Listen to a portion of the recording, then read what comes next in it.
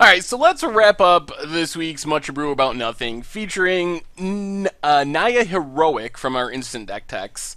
So my experience with the deck is it's not very good. We managed to win a match with it, won one match out of three, which obviously isn't great. The bigger problem is it doesn't feel like a very good deck. It feels like bad Boggles.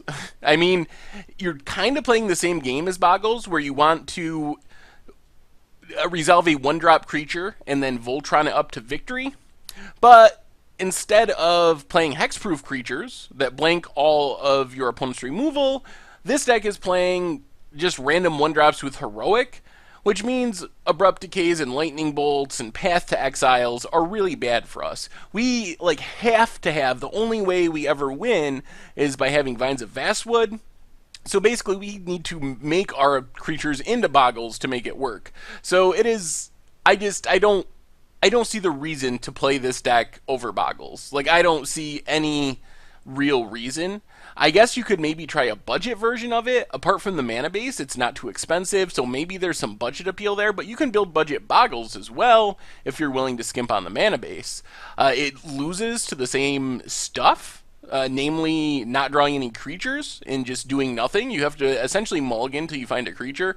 Just like Boggles, you're playing a very limited number of creatures, so that happens sometimes. But it also loses to other stuff that Boggles doesn't lose to, like spot removal. And maybe it's comparably explosive to Boggles. I mean, in the one game we did win, we had a 22-22 Laguna Band Trailblazer, which was sweet, but I don't know. With the enchantments that Boggles can play, they probably would have had something similarly big.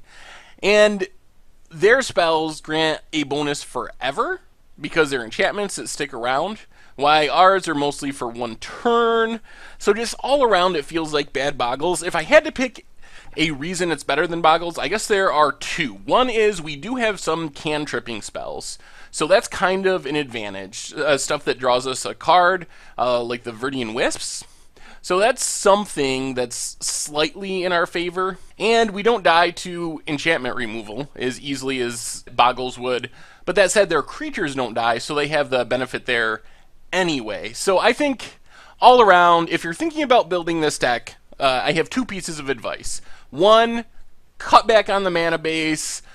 Cut back on anything that's expensive and make it a budget deck, and then you can play it for fun. It's pretty cool, and that's fine. Advice 2 is just play Boggles instead. If you're thinking of spending a few $100s to actually build the full version of this deck, just build Boggles. You're going to have much, much more success with it, much more resilient, just all around, it's a better option. So that's my advice. Either budgetize by cutting back on the mana base, and I will stick a budget version in the article, or take and just play Boggles.